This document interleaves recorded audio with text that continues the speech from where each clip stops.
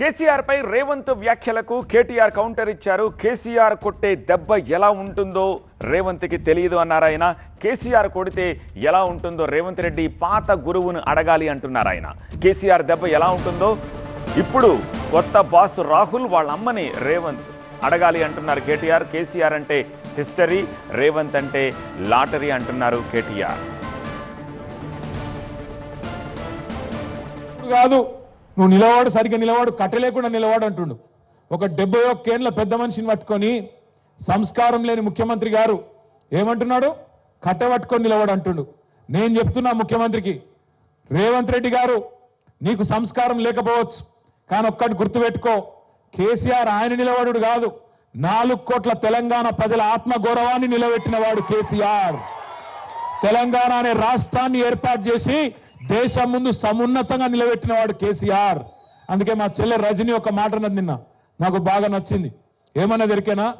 రేవంత్, కేసీఆర్ కట్ట లేకుండా నిలబడతాడు, కానీ నువ్వు కమిషన్ లేకుండా ప్రభుత్వాన్ని నడుపురా నాయన అని చెప్పింది.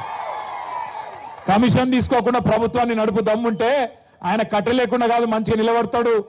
ఆయన కొడితే ఎట్లుంటుందో నువ్వు కాదు, నీ పాత గురువు గారిని అడుగు, చెప్తాడు కొడితే ఎట్లుంటుందో. నీ ఇప్పుడు గురువుని అడుగు, నీ గురువుని అడుగు, రాహుల్ గాంధీ వాళ్ళ అమ్మని అడుగు, చెప్తుంది ఎట్లా ఢిల్లీ మెడలు వంచి తెలంగాణ తెచ్చిండో కేసీఆర్ కొడితే ఎట్లుంటుందో ఆ దెబ్బ తిన్నోళ్ళని అడుగు, తెలుస్తుంది. ఆయన నాకు తెలియక అడుగుతా, ఈయనకు కేసీఆర్కి ఏమైనా పోలికున్నది? అసలు కేసీఆర్ ఏమో హిస్టరీ, కేసీఆర్ అంటే హిస్టరీ, రేవంత్ రెడ్డి అంటే లాటరీ. టికెట్ కొనకుండా లాటరీ గెలిచిపోయాడు, టికెట్ కొనకుండా లాటరీ గెలిచినాడు రేవంత్ రెడ్డి. తప్పిదారి అడ్డిమారి గుడ్డి దెబ్బలు ముఖ్యమంత్రి అయితే ఇక ఆవుతలేడు మనిషి. అరే అయ్యా, నీకంటే ముందు చాలా మంది పనిచేశారు నాయన ముఖ్యమంత్రులు. రేవంత్ ఒక్కటి గుర్తుపెట్టుకో, ఒకటి యాది పెట్టుకో, కేసీఆర్ పేరును నువ్వు కాదు కదా, కాంగ్రెస్ తాత జేజమ్మలు దిగచ్చినా ఎవరు మర్పించలేరు.